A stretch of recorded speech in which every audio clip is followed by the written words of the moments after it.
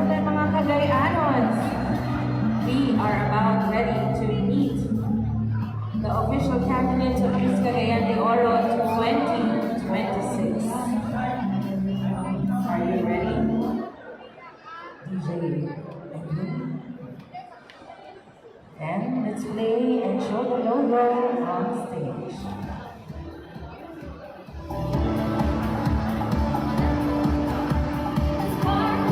World Travel Expo gladly welcomes the official candidates of Miss Cagayan de Oro 2026.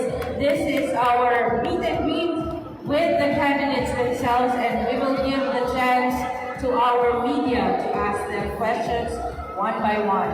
We will ask the ladies to introduce themselves, and after they introduce themselves, our media people and our guests will have a chance to ask each of the ladies a question in preparation for their competition. The preliminaries of Miss Cagayan de Oro 2026 will happen on August 1, and the finals will happen on August 22. So ladies, are you ready? Once again, Cagayanos, give a big round of applause to the official candidates of Miss Cagayan de Oro 2026.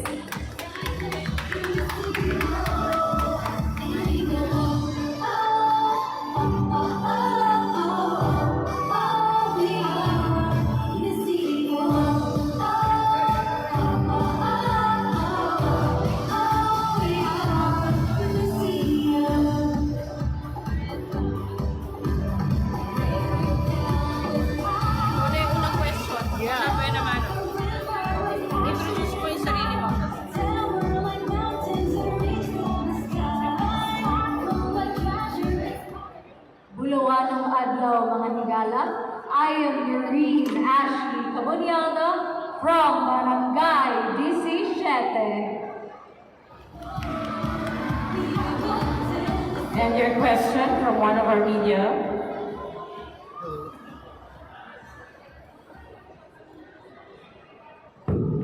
Alright.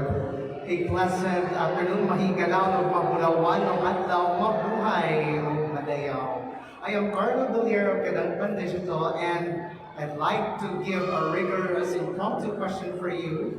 As someone who is an embodied Cagayanon, in what essence or resemblance of a tourist spot in Cagayan de Oro that represents your personality as well as your advocacy joining Miss Cagayan de Oro for this year?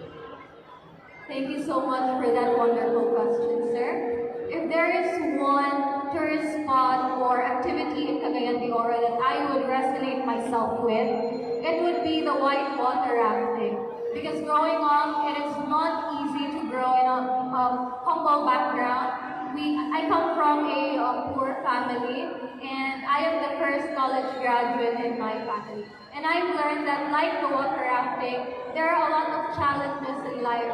There will be barriers, and there will be hindrances that would prevent me from pursuing my dream. But with that, there will always be an end. And that is why I graduated with summa cum laude and an outstanding graduate of the School of Education, because no matter how hard my background is, I was able to come through unscathed. Salamat. Thank you, Miss Noreen Cabonyaldo from Barangay 17.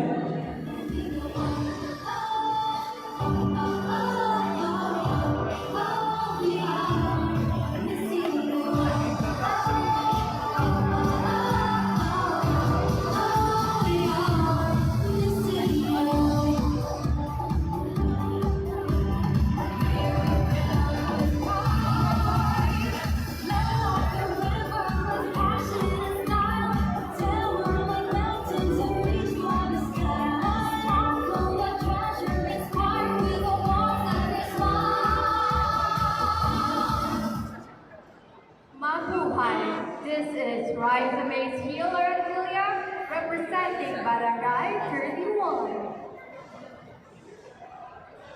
Good afternoon, Ms. Riza. Just like to ask you, what inspired you to join Miss Cagayan de Oro pageant?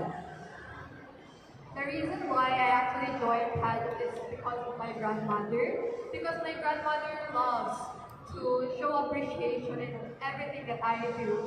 And right now it is her 40th day of that anniversary, and I will always carry her soul with me. Because her presence means more than just standing here. It is also representing the Barangay 31 here in Cagayan de Oro City. Thank you so much. Thank you, Miss Raisa of Barangay 31. Let's welcome candidate number 3 from Barangay 14.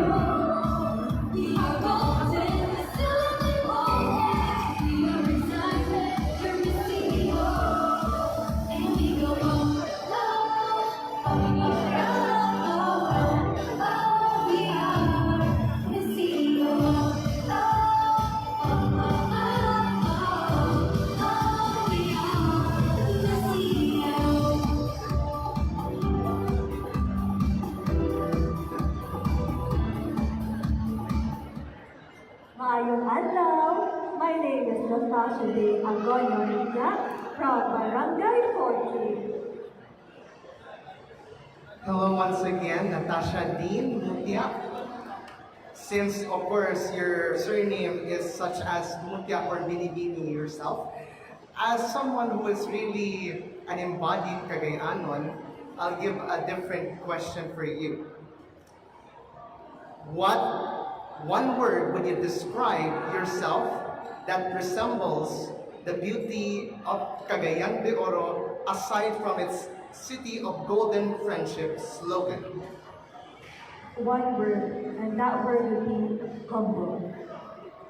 As a certified Cagayanon myself, I would say that aside from having a golden friendship heart, I would say humbleness embodies a true Filipina and a true Cagayanon. Because not only we encourage other people with our tourism or beautiful places, but of course having the ability to hospitalize other people, being humble will help you reach the top. Thank you. Thank you, Natasha. Let's meet our next candidate, candidate number 4 from Carmen.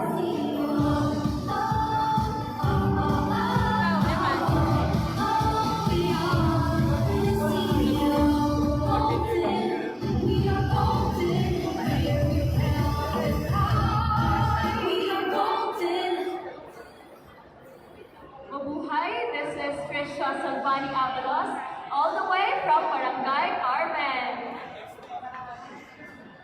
Hi, good afternoon. I am Shari of Shy Talks and Troubles. And my question is, it is a question given to me 10 years, so many years ago. If you'll become a president for 100 days, what are you going to do?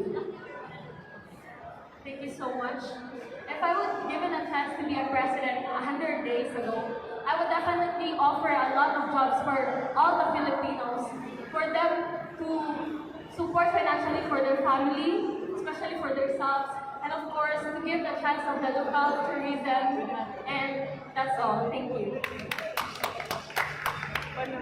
Thank you, Miss Trisha of Carmen. Let's welcome candidate number 5 from Kukman.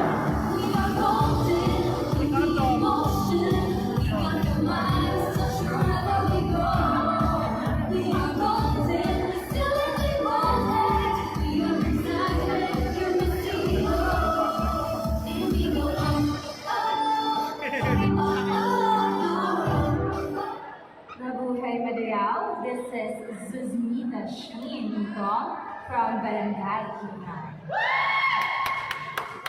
Yes, good afternoon, Miss. I'm Tom from the QCDOTH. My question to you is, what role does your family play for you as a candidate to this Grand Oro project? Actually, the role of my family, especially to me right now, joining Miss Cagayan de Oro, is always keep on reminding me to stay humble and never to allow yourself to take above others and to always look forward, never on the things that makes you negative. Thank you, Sushmita from Barangay Kukman. Let's welcome candidate number 6 from Barangay Ipona.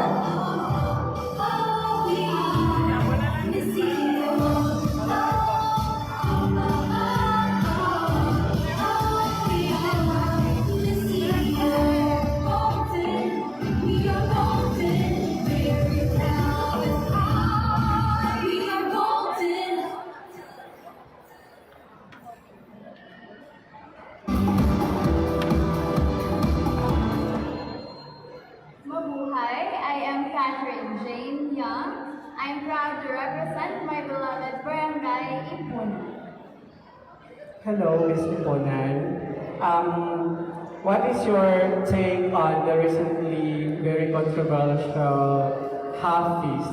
Like the halfies who are joining the pageant. I am from Pablabo.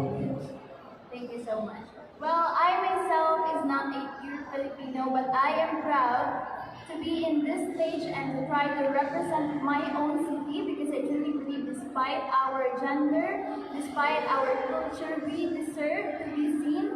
And no matter what hindrance it is, as long as we have our goal to ourselves, then we can make it. Thank you. Thank you, Catherine Jane Young from Barangay Ipuanan. Let's meet candidate number 7 from Barangay Kauswagan.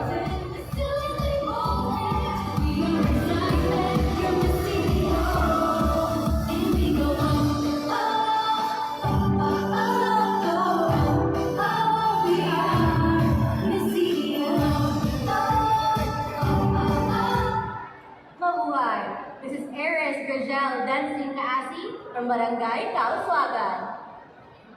So, good afternoon, Miss Kauswagan. All of you are claiming to be the Miss next CDO 2026. So, for you, my question is, what is the true essence of beauty queen? I see. Actually, this is my first time joining this big of a pageant, and because of how long the duration it is before the grand coronation night, I really understand the nervousness that you would have throughout the months in preparation. It gives me a different perspective in pageantry. It's more than just the crown. Actually, it is a platform for us to use, not just to use our voice, but to also represent the people that we want to represent, of course, which is Cagayan de Oro. So, to all dreamers and to those who are dreaming to also be a pageantera like us, I hope that all of us will understand that it is more than just beauty and brains. It is mostly about your actions and what would you do after you get the crown. Thank you. Thank you, candidate number 7 from Kauswagan. Let's all welcome candidate number 8 from Barangay La Pasa.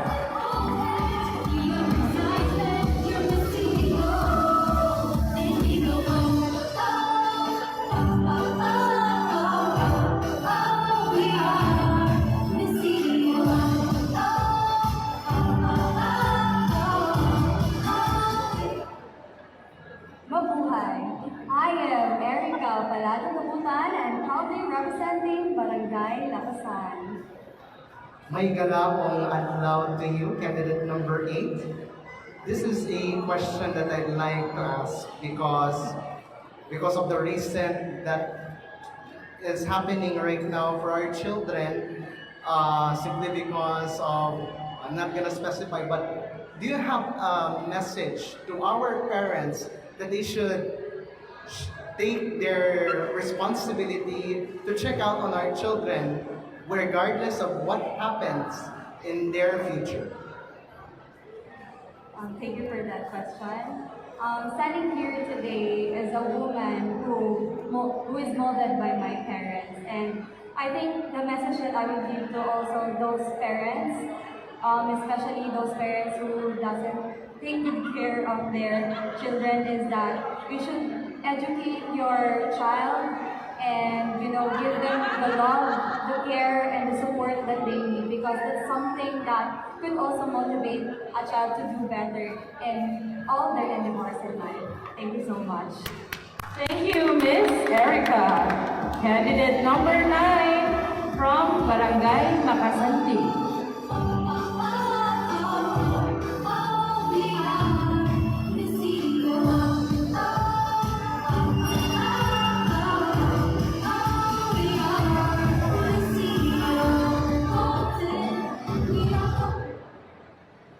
Mayong hapon, everyone. I am Kyla Marginal Silongron from Barangay Makasande. Hello, Kyla. Good afternoon.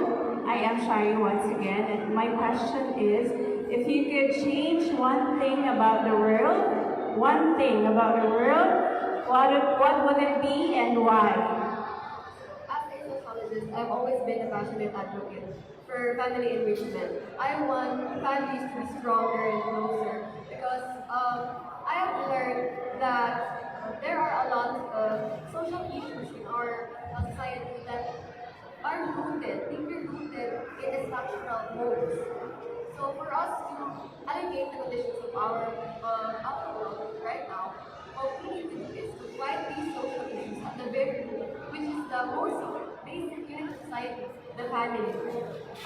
Through responsible parenthood, open communication, and shared values of the family, we can create stronger families. Because I really believe that stronger families create stronger communities, and I really believe that it will create a stronger world.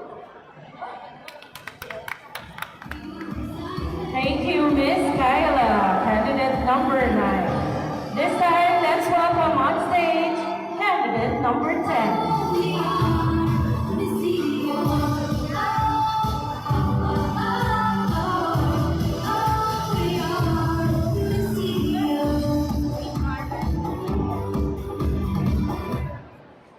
Mabuhay, Mary Hyacinth Zamora, Barangay Nazareth.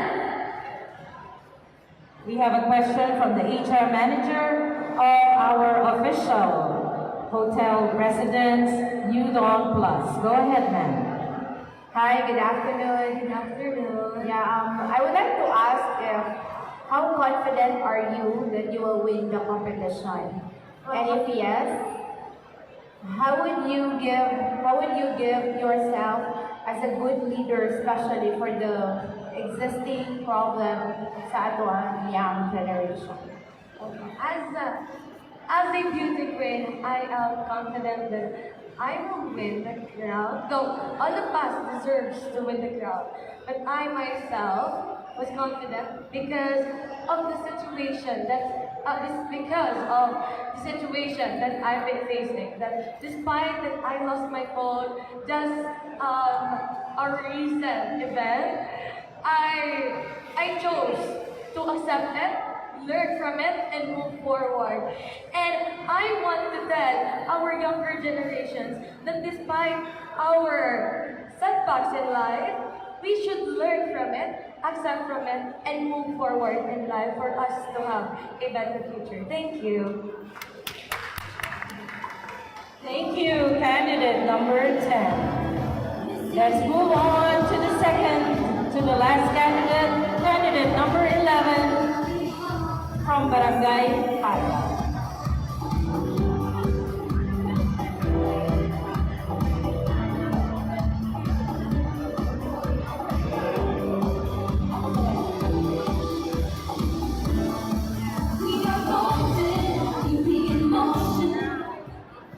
Princess Joyce Makulog Tagtuay, Barangay Pata, Maayan Haanlaw at Iniuhalay.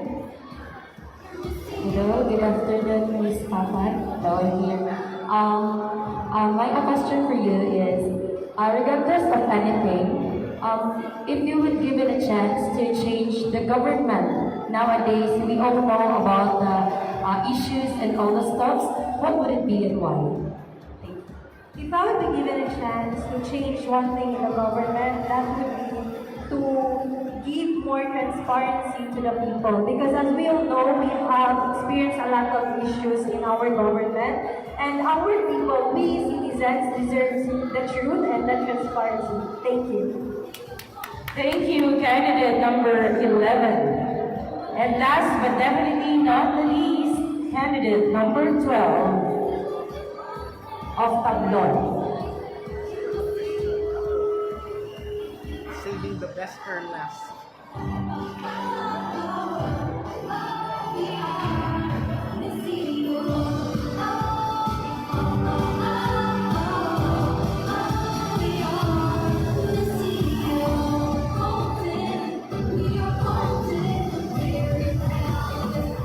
Maayong adlaw kanatong tanan. I am Crizel Jane Vitorilio Torres, and I am representing Barangay Tablor.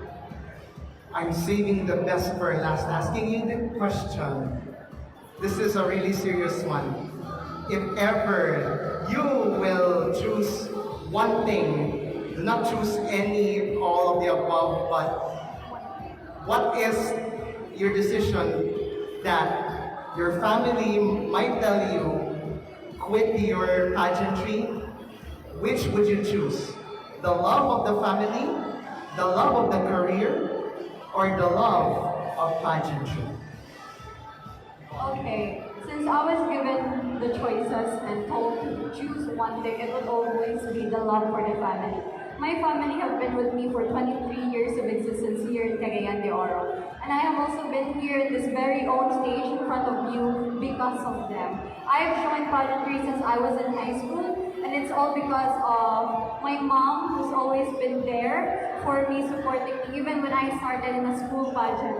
And if I was given, and if I will be given a chance to be your next Miss Cagayan de Oro, please know everyone that it is not only by my own hard work, not only by my name, but it is by my family, because it is their love that sustains me. Thank you so much. Thank you, ladies! And there you have it, friends. Miss Cagayan de Oro official 2026 candidates. Let's give our media friends a chance to have a photo op with the ladies. Let's put down the mic stand. Once again, the preliminary show of Miss Cagayan de Oro 2026 will be on August 1. And the finals night will be on August 22. For details, please visit the official website and social media of the 61st Miss Cagayan de Oro pageant.